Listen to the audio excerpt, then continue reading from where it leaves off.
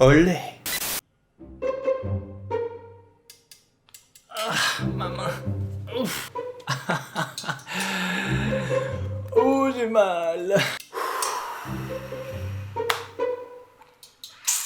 Ça fait un petit moment déjà que j'avais envie de vous faire cette vidéo, genre un an. Mais disons qu'à ce moment-là, j'avais besoin de plus de matière, plus de support, plus de livres sur lesquels me baser. Et c'est maintenant chose faite. Donc laissez-moi vous présenter mon top 5 des meilleurs livres pour débuter avec le tarot.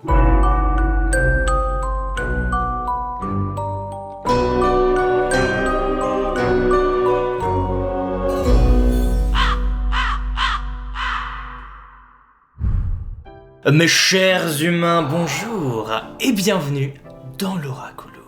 Je sais pertinemment à quel point c'est compliqué de débuter dans n'importe quel domaine que ce soit, et notamment dans celui de la cartomancie et du tarot. Comme dans tout domaine spirituel, il va y avoir énormément d'avis sur la chose, des avis qui parfois divergent complètement, mais dans le domaine précis du tarot, on s'y retrouve quand même plutôt pas mal, de manière générale. En fait, on va dire qu'on retrouve très souvent une sorte de fil conducteur auprès de la plupart des auteurs qui écrivent sur le tarot ou des cartomanciens qui pratiquent la cartomancie, avec certaines variantes de temps en temps. Mais le fil conducteur est véritablement là. Et des livres sur le tarot, il en existe des centaines, de milliers, très probablement. Ça fait quand même beaucoup de choix, et aujourd'hui avec l'essor des rayons spirituels dans des magasins type Cultura ou la Fnac, ou encore sur internet, ça devient encore plus compliqué de se décider, et d'avoir l'impression surtout de faire le bon choix. Ne cherchez pas plus loin, vous êtes au bon endroit. Enfin, je tiens quand même à préciser que ça reste mon avis personnel. Mais si je peux aider, voilà. Donc aujourd'hui, je vais vous présenter 5 livres clés pour débuter dans ce merveilleux et vaste système qu'est le tarot. Je vais vous les classer de la 5e à la première place, même s'il n'y a pas véritablement de classement en fait. Mais ce sera plus ou moins un ordre de pertinence, sachant que la première place sera le livre le plus adapté aux débutants et mon support le plus utile. Voilà. Alors attention, après on n'est pas sur une review complète de chacun des 5 livres, je pense que vous l'avez vu étant donné que la vidéo est assez courte. Le but n'étant pas de vous faire une thèse de 40 pages, mais bien de vous résumer l'essence même de chacun des livres, afin que vous puissiez vous faire une idée et savoir si ça correspond à vos attentes. Voilà. Donc c'est parti pour la 5e place. On démarre donc ce classement avec un livre assez particulier, très illustré, très imagé et donc juste magnifique, avec en plus de ça énormément d'images exclusives. Il s'agit bien sûr de Histoire du tarot par Isabelle Nadolny, donc Histoire du tarot, origine, iconographie et symbolisme. Alors particulier pourquoi ? Parce que, comme son nom l'indique, on va ici étudier l'histoire du tarot et donc du coup ses origines. D'où est-ce que ça vient et comment il a évolué. Donc du coup l'auteur, qui est historienne et a travaillé à la Bibliothèque nationale de France, genre allô, c'est du lourd. Il nous y retrace du coup une bonne partie de l'histoire du tarot, étant donné qu'il a des origines assez mystérieuses, assez inconnues. En tout cas, elle nous parle des premières traces qu'on puisse avoir du tarot actuel. Et elle va nous parler un peu de l'évolution de tout ça. Donc l'évolution du sens des cartes, ça va être un peu la dernière partie du livre. Et c'est super intéressant. Du coup, avec ce livre, vous pourrez carrément vous la péter, genre aux soirées. Du genre, saviez-vous que l'arcane du mat n'existait point dans les premières représentations du tarot ? Et qu'elle a commencé avec une connotation très négative et ne trouva sa symbolique positive qu'au milieu du XXe siècle ? Ou tout un tas d'autres pépites comme celle-ci, car on est véritablement là sur une encyclopédie quasi complète de ce qui tourne en fait autour du tarot, et ça reste un outil essentiel pour approfondir ses connaissances dans le domaine. On enchaîne avec la 4e place et un autre livre avec Tarot, outil de développement intérieur par Claude Darche. Et là nous entrons véritablement dans la catégorie des livres d'initiation au tarot pour commencer à apprendre la signification des cartes, mais pas que. Dans ce livre, Claude Darche va se concentrer sur les 22 arcanes majeures et elle va parler de tout un tas de sujets autour de la cartomancie, de la tarologie, de l'analyse des cartes, et elle va donner énormément de petits conseils, de petites astuces hyper intéressantes que je n'ai pas retrouvées dans d'autres livres. Donc c'est pour ça que ça reste un vrai bouquin de complément par rapport à ce qui pourrait se faire de manière générale sur le marché. Avec ce livre, l'auteur nous invite à travailler notre intuition, notre analyse des cartes, à se concentrer sur les couleurs, par exemple, sur nos 5 sens et notre réceptivité par rapport aux cartes. Elle va également nous donner pas mal de techniques de tirage, encore une fois à chaque fois en nous invitant à développer nos capacités d'interprétation et à pas juste se baser sur des mots-clés et des choses toutes faites. Généralement, je fonctionne souvent comme ça, je vais pas me baser sur un seul livre par rapport à la signification d'une carte, parce que même s'il peut être très complet, je pense qu'il est impossible de mettre la signification d'une carte dans une case fermée. Il faut quand même une certaine ouverture, il faut je pense aller explorer un petit peu la vision de chacun à propos de cet outil qui est juste démentiel et super vaste. Donc ce livre, je le vois véritablement comme un complément de mes autres lectures qui sont peut-être un peu plus complètes, mais également comme un vrai outil de développement de l'intuition. Voilà sa particularité et pourquoi il apparaît dans mon top 5. On passe maintenant au top 3 de mon classement, avec pas seulement un livre, mais un coffret. Mesdames et messieurs, le tarot pas à pas par Marianne Costa. Donc on est vraiment sur un coffret juste énorme. Pour vous dire, c'est bien le coffret le plus volumineux de toute ma collection. Et le jeu du coup, c'est un Marseille traditionnel. Et c'est d'ailleurs le seul Marseille que je possède. Je suis pas déçu parce qu'il est très très joli. Mais la valeur réelle de ce coffret repose bien entendu sur son livre.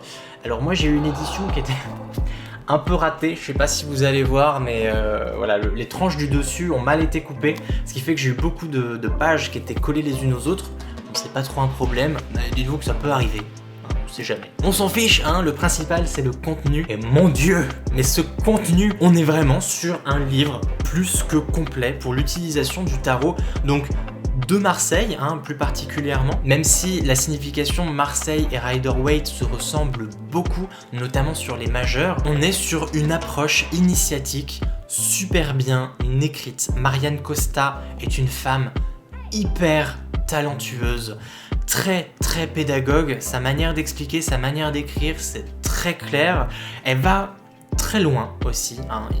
Il faut le dire, on est vraiment sur le tarot pas à pas, donc ça commence petit et on va beaucoup plus profondément dans la signification des cartes. Ça risque de faire peur parce qu'il y a beaucoup de parties, mais on va aborder vraiment quasi tout, même si en soi c'est pas possible de tout aborder avec le tarot tellement c'est riche et vaste. Là c'est l'un des rares bouquins qui va vous permettre d'aller aussi loin. Et on va évoluer comme ça pas à pas sur des choses de plus en plus techniques, sur des choses que je n'ai jamais vues ailleurs, donc on peut dire qu'on est sur l'un des livres les plus complets du marché. Encore une fois rédigé par une Française qui a des années et des années d'expérience dans le domaine et qui nous présente un peu l'outil ultime, autant pour les débutants que pour les initiés du tarot, pour toujours continuer à apprendre et à se développer dans ce domaine-là. Alors Marianne Costa, l'auteur n'est bien sûr pas à son coup d'essai avec le tarot pas à pas, elle a coécrit le livre qui vient à la 2e place, hein, si vous me voyez venir, mais elle a également fait des livres audio qui sont disponibles sur Audible pour pas très cher, dont un particulièrement focalisé sur le tarot et un autre sur la numérologie du tarot, qui sont juste incroyablement riches et très intéressants, surtout que le fait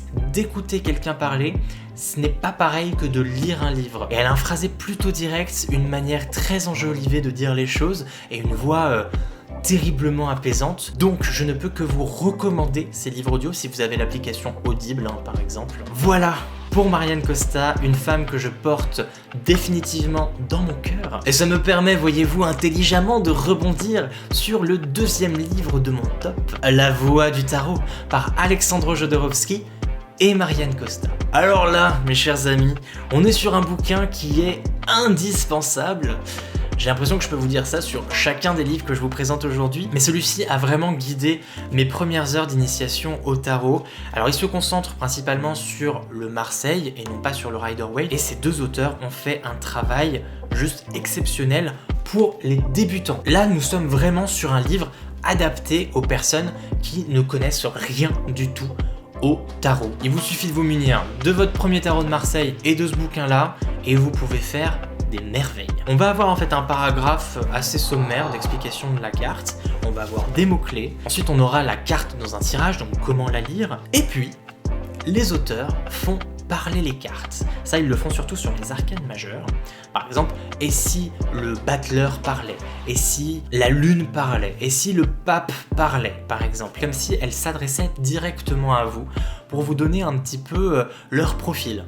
Un peu comme si c'était une sorte de speed dating où il y avait besoin de se présenter. Et je trouve cette partie-là hyper intéressante. Elle est riche en signification, elle est riche en symbolique, et elle vous fait comprendre très rapidement l'essence même de la carte. Et ça, c'est super fort. Bien sûr, ce n'est pas le seul atout de ce livre-là. On a également des techniques d'interprétation de cartes les unes avec les autres, donc des associations de cartes, des techniques de tirage également. Et puis, bien sûr, tout un tas de petits exercices hyper pratiques pour aborder son jeu et apprendre à tirer les cartes. Donc pour résumer, un livre essentiel à avoir dans toute bibliothèque de personnes qui décideraient de se lancer dans la cartomancie et l'étude du tarot. Nous arrivons donc à la première place de ce classement, et si vous me connaissez bien maintenant, je pense que vous savez de quel livre je parle. Lire le tarot avec le Rider-Waite par Emmanuel Iger. Bien sûr. Ah, mes chers amis, voici le livre sur lequel j'ai passé le plus de temps à étudier le tarot, la cartomancie, pour plusieurs raisons. La première étant que l'auteur, Emmanuel Iger, est une femme qui a fait de longues études en psychologie. Elle va donc nous donner une approche beaucoup plus psychologique de la lecture du tarot. Et ça, j'adore. Deuxième raison, Emmanuel Iger est une fanat de système et de symbolisme. Tout comme moi, le tarot est un système extrêmement complexe et Emmanuel Iger va vous décomplexifier ça d'une manière mais tellement naturelle.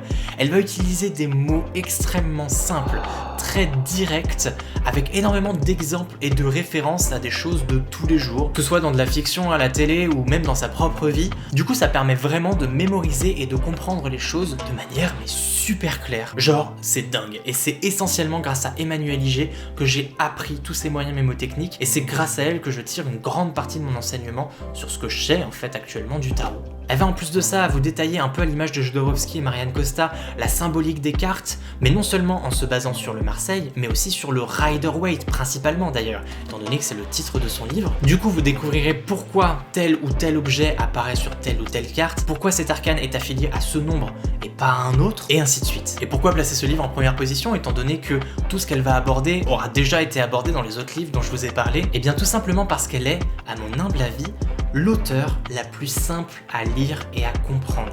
Et voilà mes chers amis, c'est ainsi que s'achève mon top 5 des meilleurs livres pour débuter avec le tarot.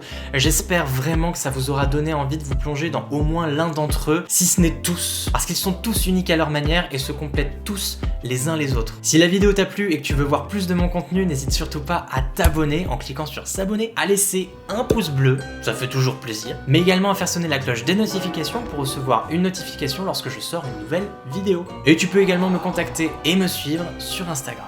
Comme d'habitude, moi je vais bûcher sur la suite. En attendant, portez-vous bien et moi je vous dis à plus.